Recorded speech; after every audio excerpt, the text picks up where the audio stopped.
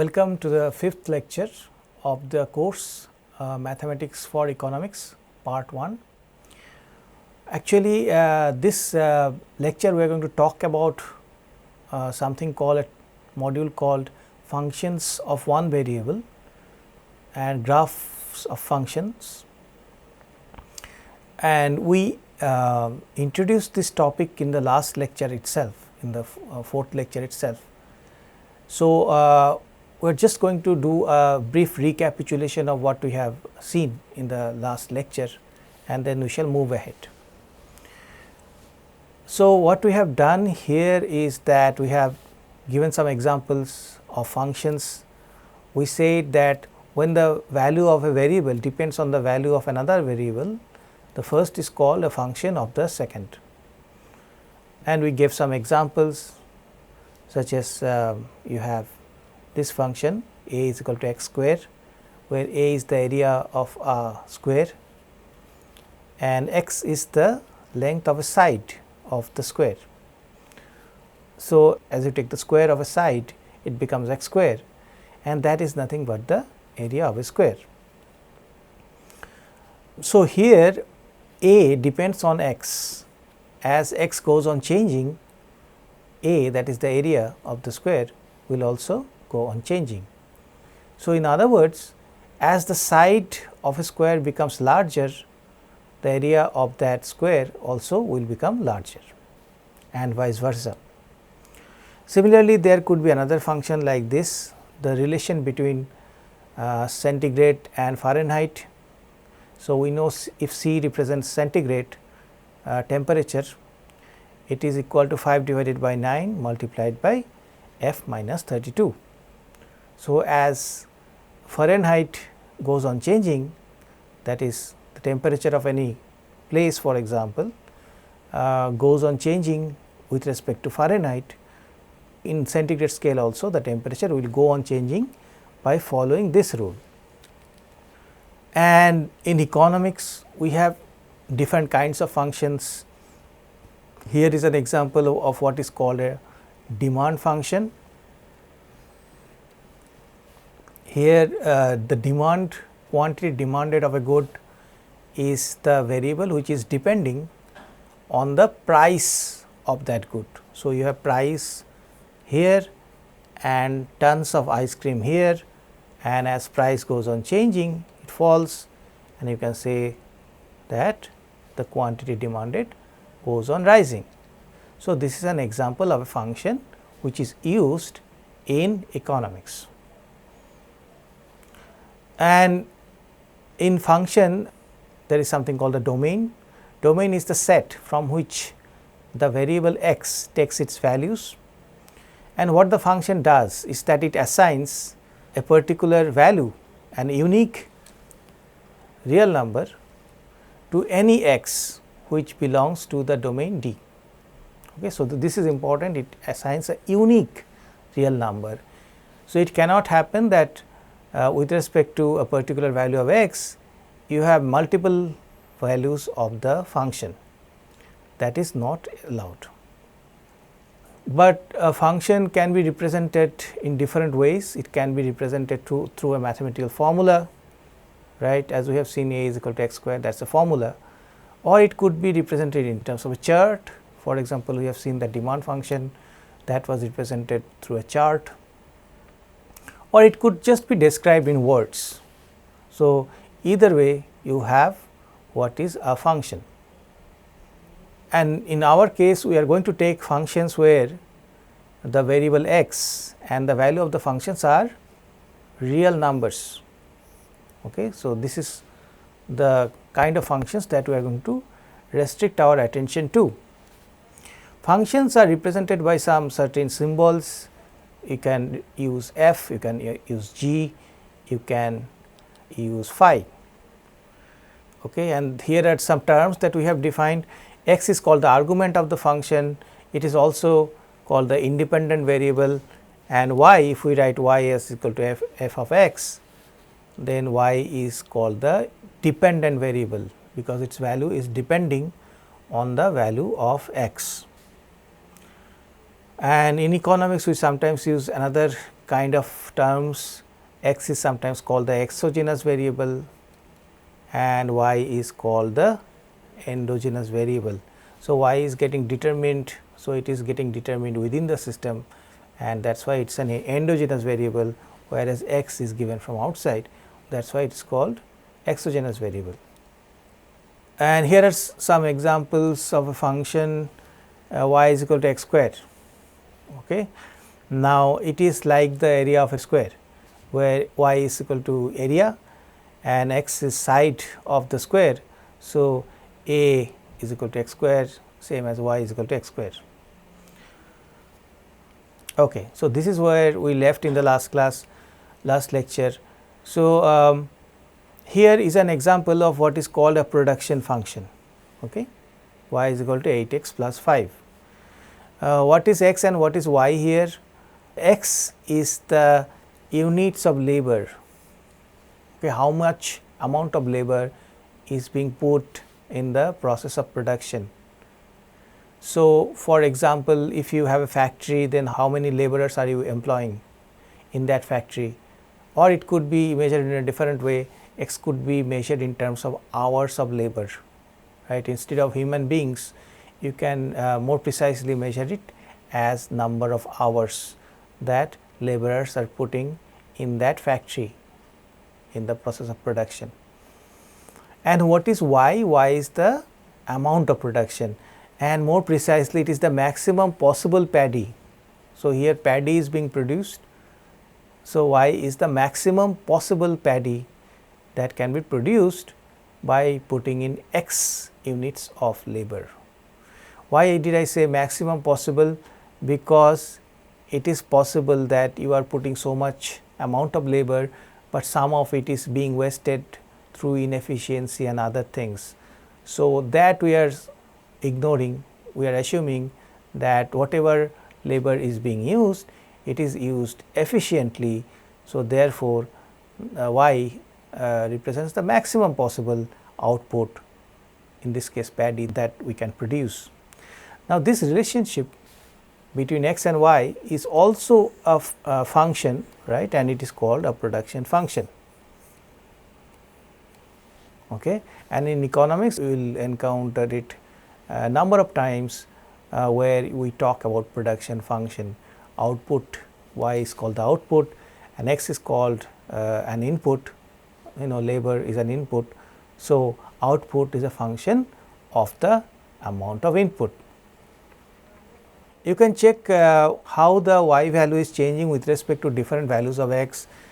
For example, if you take x is equal to 0, you get y is equal to f of 0 is equal to 5, right.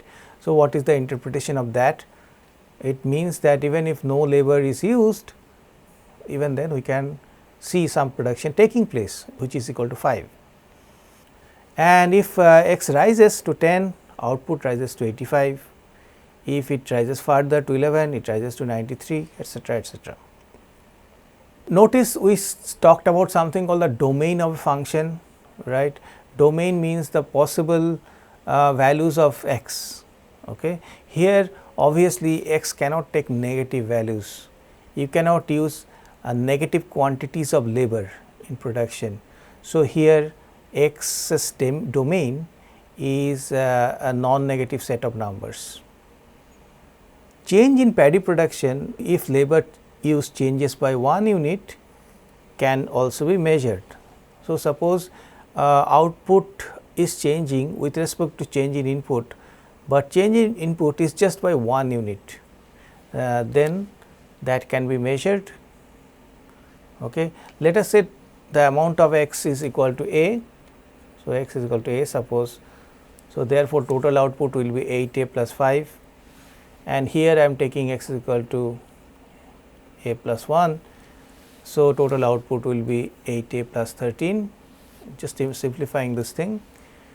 So, what is the change in output or change in the value of the function when input is changing by just 1 unit? It is just this minus this, and if you do that, it will be 13 minus 5. What is 13 minus 5? It is 8. So, this is the change in the paddy production if labor unit changes by 1 unit. In economics, this has a specific term, it is called the marginal product of labor, right. So, marginal product of labor, here the input is labor. If I had taken some other input, if I had taken let us say capital, it would have been marginal product of capital. And why is it called marginal product? Because it is the change in the total product if the input in question is changing by a little, it is changing marginally. Okay. So, we are assuming that the smallest possible change that takes place in the inputs is 1 unit. In that case, the marginal product is here in this case is 8. In economics, function often depends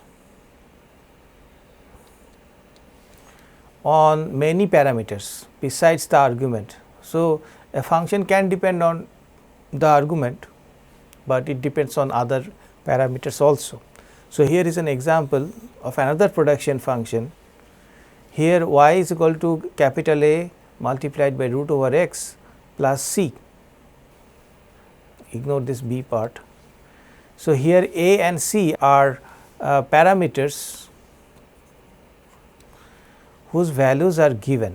So, A and C their values are given from outside, that is why they are called parameters, and they actually affect y. Okay. But since their values are given, so they are not the thing we are going to concentrate too much on, we are going to concentrate more on the endogenous variable, the exogenous variable, which is x. So, we can look at how y changes with respect to x. Okay. So, x is a variable, A and C are parameters, variables are the things we concentrate on. Parameters also we sometimes talk about them, but they are not really the focus of our attention. Because for example, think about the practical things involved here, why we do not focus too much on the parameters is that suppose this is a production function. Now, as a producer, a man who is running the factory, he has control over x. So, he can decide how much more labor he can use, and that will affect the output, which is y. But what about A and C? A and C are, let us say, the state of technology, right. The state of technology is depending the values of A and C. Now, since the state of technology at any given point of time is given, so this producer has no control over the values of A and C, and so he can change production, but not by changing A and C, he can change the production by changing only x, right. So, that is why we most of the time concentrate on the value of x rather than the value of the parameters. It can be seen that if x is equal to 0, the paddy production at f is equal to 0 is equal to c. So, just put x is equal to 0, you will get the value of y is equal to c. Okay, now we define certain other things, domain and range. I have already talked about domain. Now, let us look more carefully into the idea of domain. If a function is defined using an algebraic formula, we adopt the convention that the domain consists of all values of the independent variable for which the formula gives a meaningful value. Okay, this meaningful value, this phrase is important. So, what is being said is that domain, it consists of all values of the independent variable, that is x, for which the function, that is the formula, which is a representation of the function, will give a meaningful value. Meaningful, I am going to talk more about this, what is meant by meaningful and when things are not meaningful. But there is an exception, unless another domain is explicitly mentioned. Suppose the domain is explicitly mentioned that okay, for these values of x the function is defined, then obviously there is nothing to talk about this domain is given, but if the domain is not given, then how do you define the domain? Then we have to look at those values of x for which the formula gives us a meaningful value. So, here is an example y is equal to f x is equal to x square. Here the domain is the set of all real numbers, okay, minus infinity to plus infinity, because I mean you take any value of x. So, x square, which is the value of the function, will always be a meaningful number, right. So, if you take 1, it will give you 1. If you put x equal to minus 1, it will get plus 1. If you put x equal to 0, it will give you 0, right. Like this, as x goes on changing, it takes values along the real number line, you get y's which are also along the real number line. So, here the entire real number line from the minus infinity to plus infinity, it is in the domain. Let us take another example.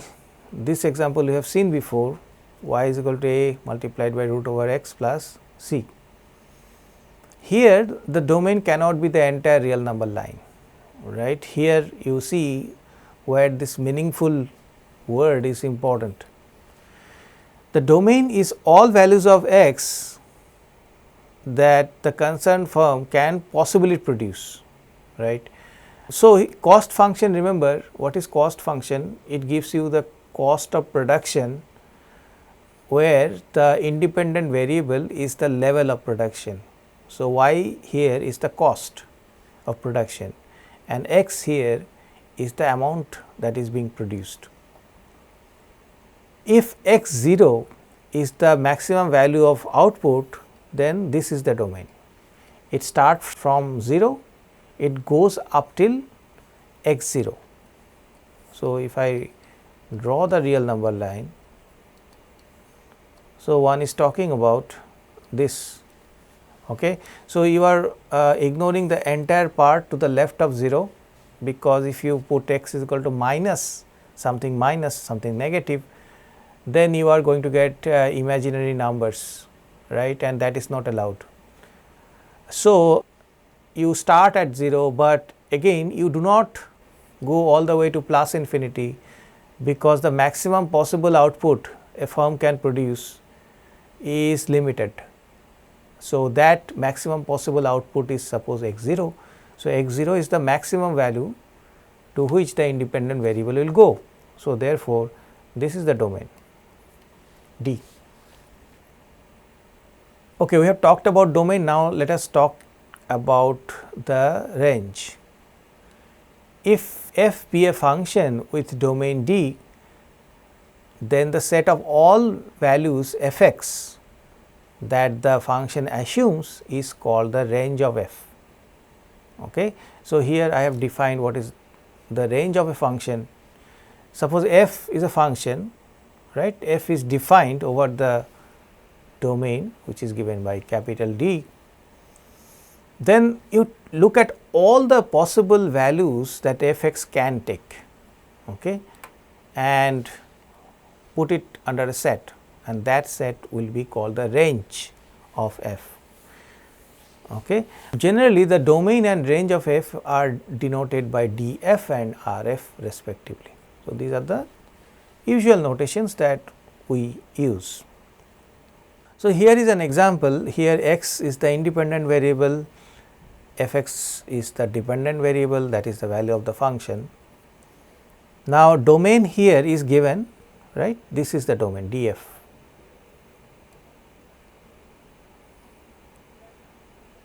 So, this is the df from this part, this point to this point, and you can look at the function. The function is generally a upward rising function, right, it is going up as x is going up.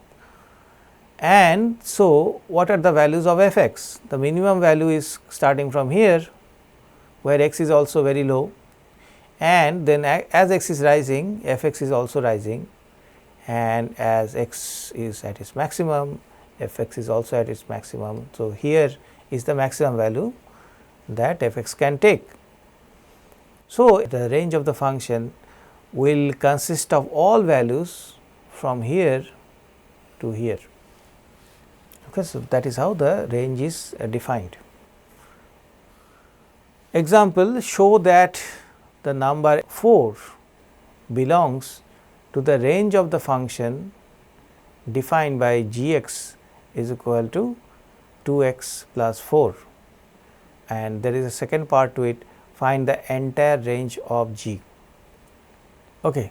So, we have to show that 4 belongs to the range of this particular function. This function is called the g function. Okay, we are taking a particular value of x, suppose x is equal to 6.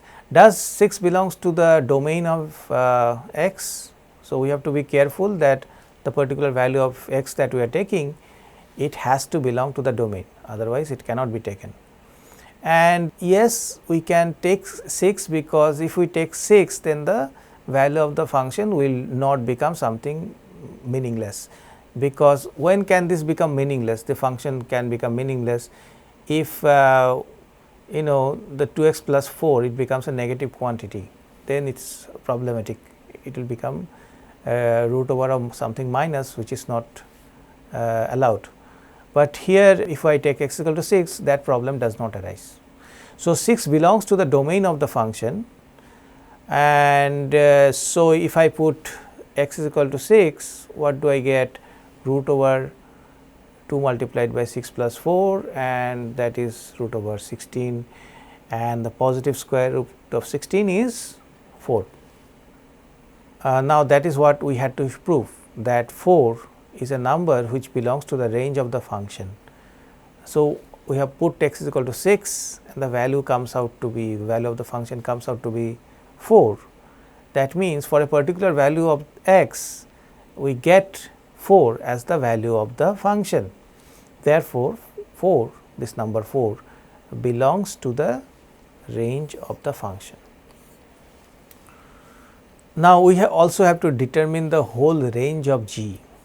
Okay, so, this is a little bit tough. Let us remember, the domain is what is going to determine the range, because as x is changing along the domain, the value of the function will go on changing, and we have to specify the entire set of values that the function takes, and that will be the range. Now, what is the domain of this function? The domain of the function is given by this. It starts from -2 and goes to plus infinity. Why this particular range of values of x? So, you are talking about -2 and here is plus infinity. So, you are talking about this, because if you go to the left of -2, you get negative values, right.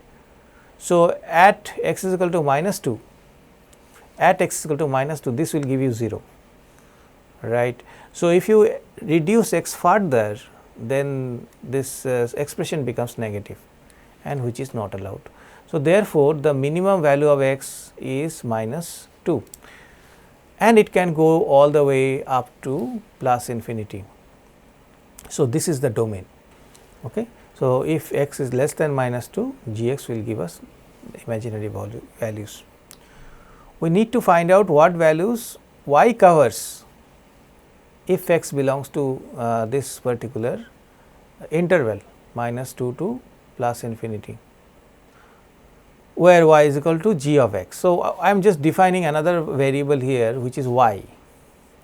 Y is the value of the function. So, here if this should be just equal to, if x is equal to -2, we have just seen y is equal to 0, right, because it becomes root over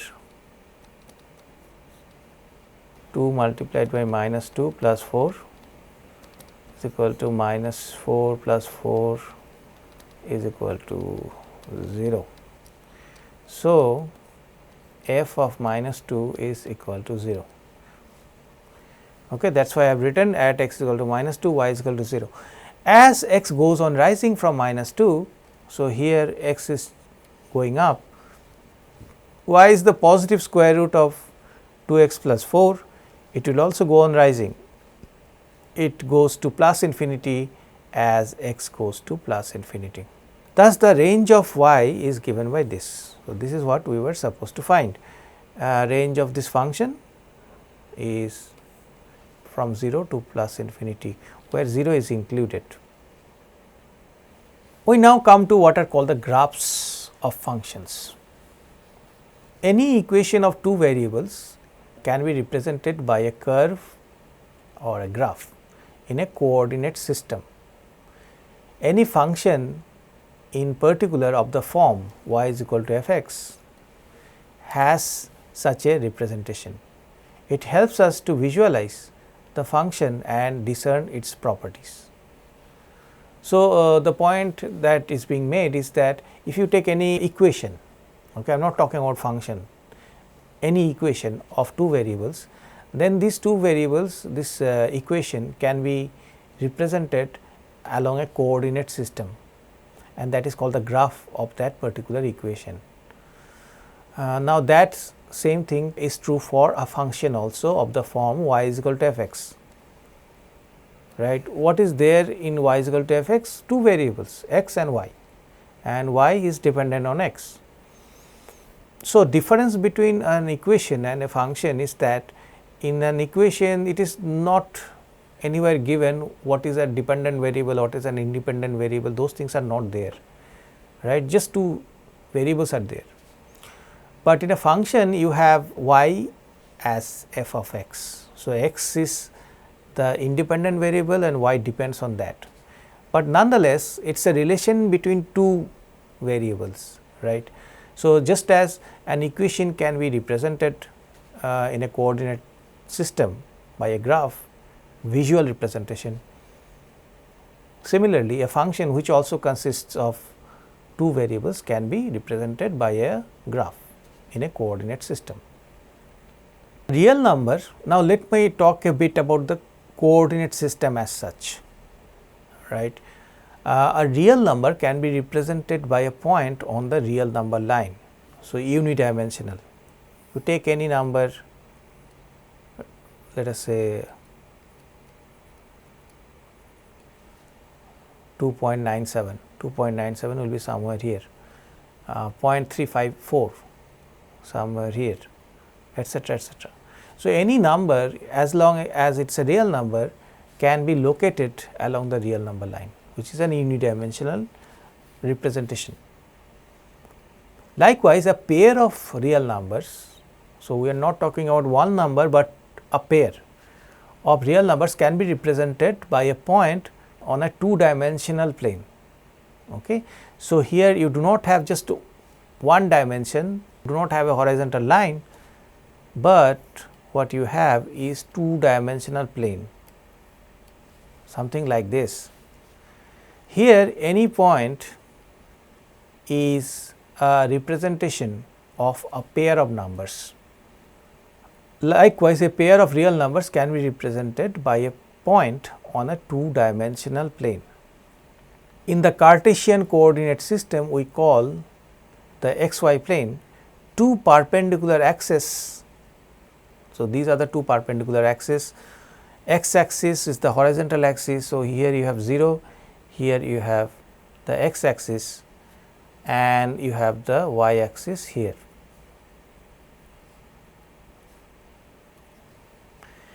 X axis horizontal and y axis vertical, they intersect at the point, the origin, which is represented by the symbol O. Okay. So, basically so far we were talking about a single number, but now we are talking about two numbers and how visually we are representing this pair of numbers, and in visually we are representing any pair of numbers in a plane, two-dimensional plane, and in this two-dimensional plane there are two axes. One is the x axis, which is the horizontal line. So, this is a real number line. Actually, you can imagine this itself to be a real number line, but there is another real number line which is the y axis, which is perpendicular to it. And so, two axes which are like stretching up to infinity on both sides obviously will intersect, they are perpendicular, and that point of intersection is called the origin or O. any point A on this plane represents a pair of real numbers, say a b, small a, small b. So, let us suppose I represent this as this point capital A. The numbers can be found by dropping perpendiculars on the axis. So, suppose this represents this pair of numbers small a, small b, then the small a and small b have their visual representations. So, I draw the perpendiculars on the axis, right. So, when I draw the perpendicular on the x axis, a portion of the x axis I have cut off, that is A, and similarly I have drawn perpendicular on the y axis, then the portion of the y axis that I have cut off is called B. So, after drawing the perpendiculars, I have what is called the x intercept and the y intercept, right, of the perpendiculars, and so those portions of x and y axis that have been cut off from the point of the perpendicular and the origin, and these values are the values of what is called the coordinates of this particular point. The point P, which has a coordinate of 2 and 3, for example, lies at the intersection of two perpendicular lines x is equal to 2. Okay, let us do it differently. So, 2 3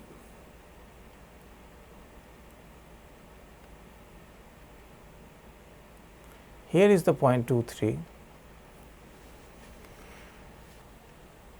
It lies at the intersection of two perpendicular lines, x is equal to 2, x is equal to 2 is this line.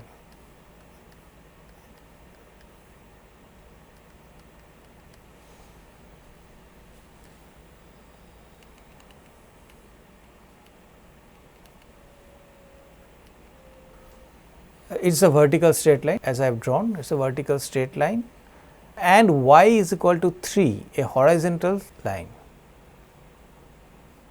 So, this is y is equal to 3.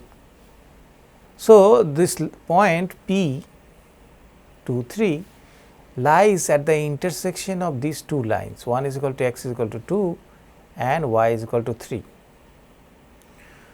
P is located 2.2 units to the right of the y axis. You can see that here is 1, here is 2. To the right of the y axis, this is the y axis, and 3 units above the x axis. So, here is 1, here is 2 and here is 3. So, that is why it is being said that this point is lying 2 units above the x axis. 2 3 are called the coordinates of the point P. Note, this is called an ordered pair. Ordered pair means it matters where you are putting this number. 2 3 is different from 3 2. Okay. 2 3 is not same as 3 2. 3 2 will be where? 3 2 will be 3 and 2. This is the value of, let us say, Q 3 2. P is not as equal to Q. So, it matters how these numbers are appearing, which is preceding what. If it is 2 which is preceding 3, then you are here P. If it is 3 which is preceding 2, you are here at Q. Okay, here is an example. Draw the coordinate system and indicate the coordinates x y that satisfy the following conditions: x is greater than or equal to -2, but less than equal to 1, y is greater than equal to -2, less than equal to 3. So, I have already drawn that. Let me just add the name of the axis.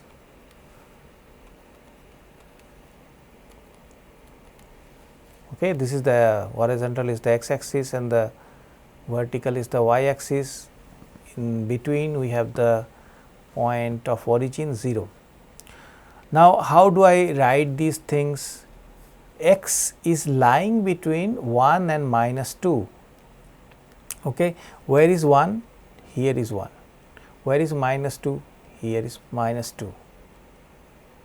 Okay.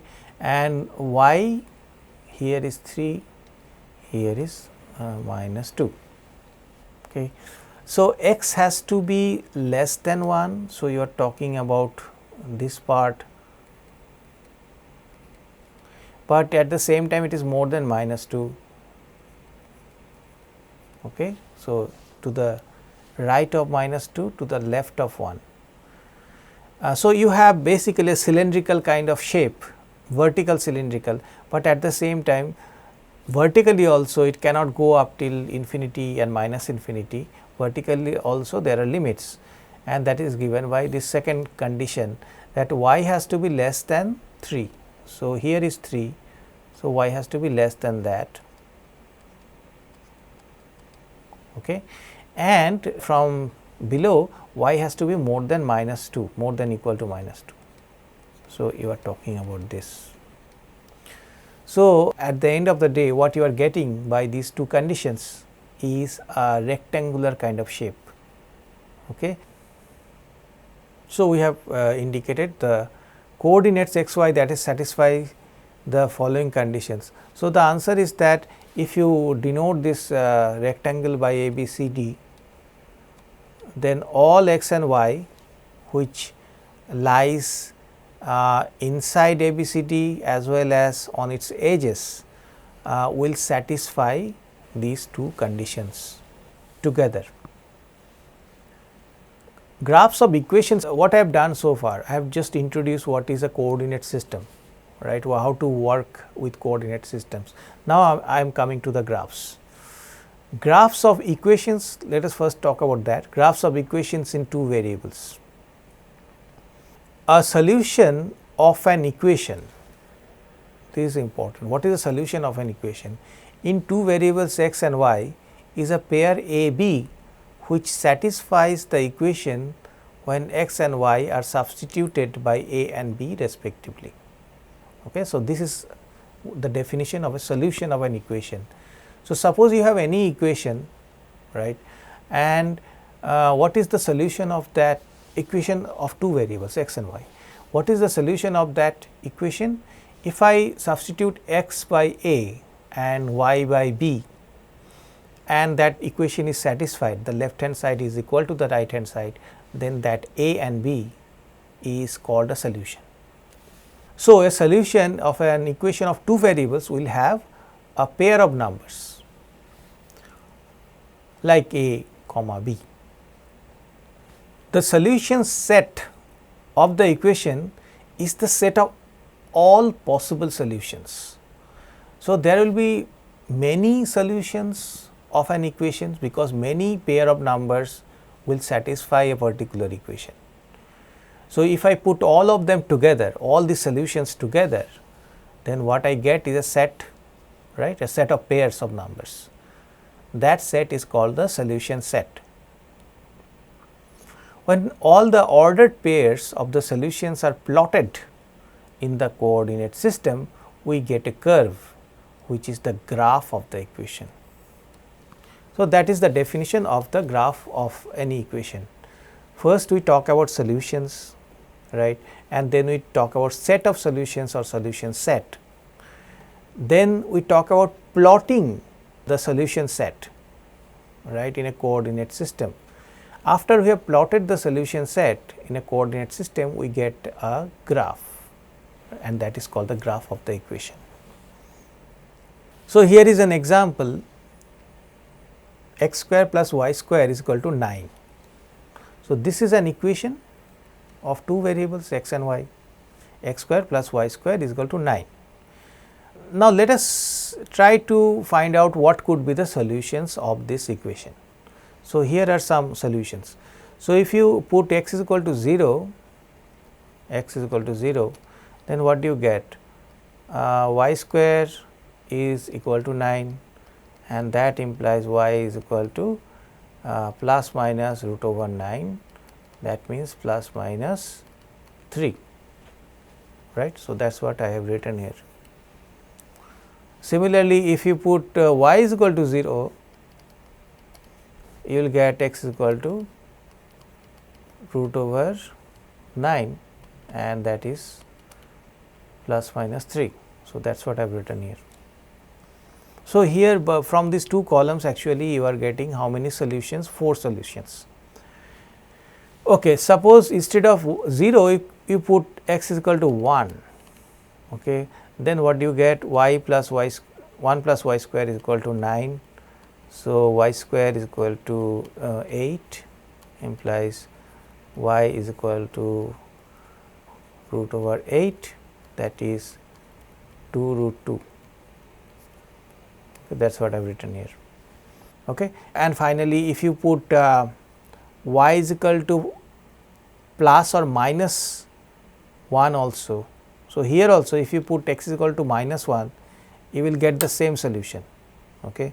Here I could have written this as this. Okay. So, you are getting these solutions also with respect to plus 1, you are getting two solutions of y, with respect to minus 1 value of x, you get plus 2 root 2 and minus 2 root 2 as the values of y. Alright, so you are getting 4 from this particular column, and here also you are getting 4 solutions. And if you plot all of them, what you are going to get is a circle.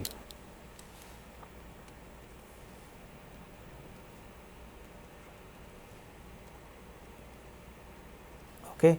And this circle has a radius of 1. And let us look at these values. I am sorry, the circle has a radius of 3.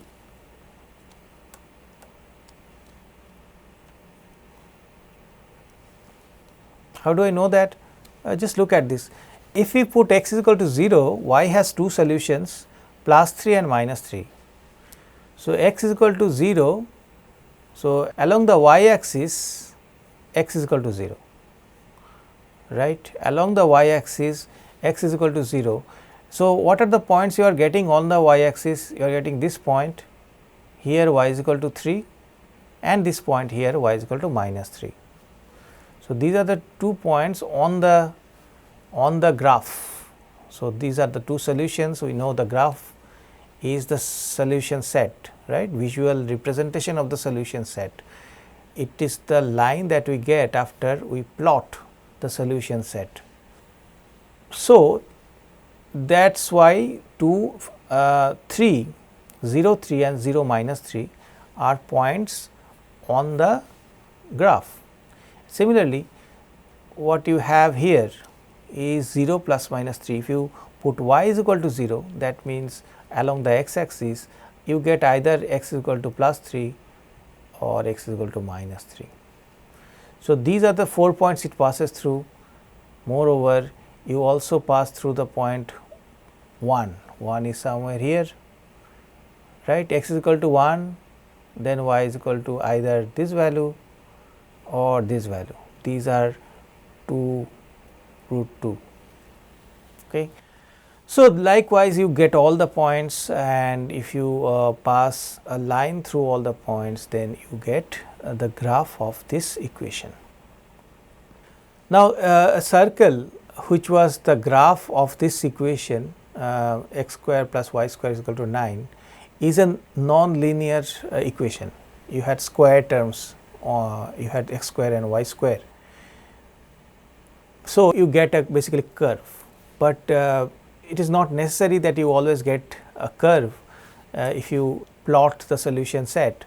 So, if the equation is like this is called a linear equation, x plus 2y is equal to 2, and the corresponding graph will not be a curve, then the corresponding graph will be a straight line.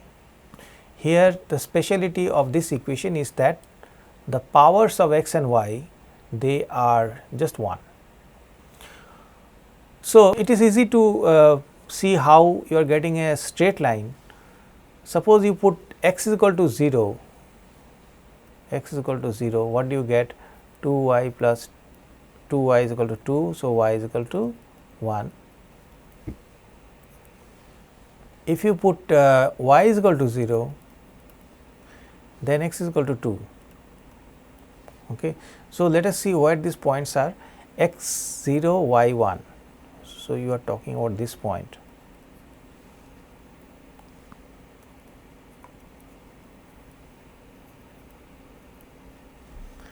Y 0 x 2. So, this is the point 2 0, y x is equal to 1, y is equal to half. So, this is the point, x is equal to minus 2, y is equal to 2. So, somewhere here minus 2, y is equal to 2. So, you are getting all these 4 points, and you can see all these 4 points actually lie on a straight line, right. It is a declining line. As x is rising, y is declining. So, that is why I said it is a declining line, but nonetheless it is a straight line. So, this equation is called a linear equation. Let us take another example. Suppose I take x multiplied by y is equal to any constant. The constant is given by a. Now, the corresponding graph will not be linear in this case. Here x and y are getting multiplied, and the graph will not be a straight line. The curve is called a rectangular hyperbola, and the curve that I have drawn here is just one example. I mean, there are two rectangular hyperbola, two graphs of this rectangular hyperbola. One is on the first quadrant, this is called the first quadrant, another will be on the third quadrant, right, because you take the value of x to be negative and the value of y to be negative, right. So, negative multiplied by negative will give you another positive number. So, as long as that positive number is a, x multiplied by y is equal to a, then that x and that y, both of them are negative, will be on the graph. But I am ignoring that third quadrant graph, I am concentrating on the first quadrant graph. Here what are the points on the graph? If I take x equal to 1, x is equal to 1, then what do you get? Y multiplied by 1 is equal to a. So, y is equal to a. So, the point 1 a is going to lie on the graph. Where is a? What is the value of a here? So, if I put x is equal to root over a, then you can see that y is equal to a divided by root over a, which is just equal to root over a. So, here the points, values of these two variables are just equal, right. So, here is that point, particular point of root over a and root over a. Okay. Suppose 1 is somewhere here, these are the values of 1, 2, etc. So, if x is equal to 1, then y is equal to a. So, what is the value of a here? This is the a. Okay. In this particular diagram, this is the value of a. Okay. So, this is how this graph looks like. It is not a straight line, it is a downward sloping line. That means, as x is rising, y is going on, is declining in value. And as I said, there are pairs, a pair of this graph, but I am just concentrating on the first quadrant graph. Okay. Now, I shall to derive what are known as linear functions, linear equations, how they are, what are their properties. I am just going to start with something which is called the distance between 2 points on a plane. This is again a very basic, but let me just review this. Suppose you have 2 points whose coordinates are x1 and y1 and x2 and y2. These 2 points are represented by p and q, and they lie on a plane. Then by Pythagoras' theorem, their distance, suppose d, is given by this. Okay. Let us see why this is so. So, I am just talking about the coordinate system, P and Q, the coordinates are x 2, y 2 and this is x 1, y 1. We want to find out how long is this is d. Okay. Now, Pythagoras' theorem says what? I am just drawing the perpendiculars here. Let us suppose this is r. Okay. Now, what we know is that d square is equal to p r square plus r q square, and what is p r square? P r square is x 2 minus x 1 square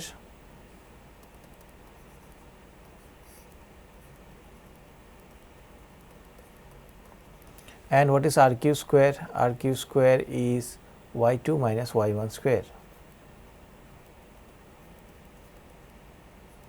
right. So, that is how we are getting this d is equal to root over x 1 minus x 2 whole square plus y 1 minus y 2 whole square. I wrote it as y 2 minus y 1, here it is written as y 1 minus y 2, but it is really, it does not matter because I can just flip these two numbers, and since it is a square, so the same formula will apply. So, distance between 2 points where the coordinates of these 2 points are given by x 1 y 1 and x 2 y 2, the distance is given by root over of x 1 minus x 2 whole square plus y 1 minus y 2 whole square. Now, we can use this to find the general equation of a circle. So, suppose you have a circle, what is the general equation of that circle?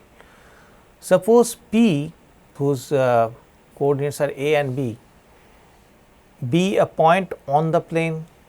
The circle on the plane with radius r and its center at P is the set of all points which have the same distance r with P.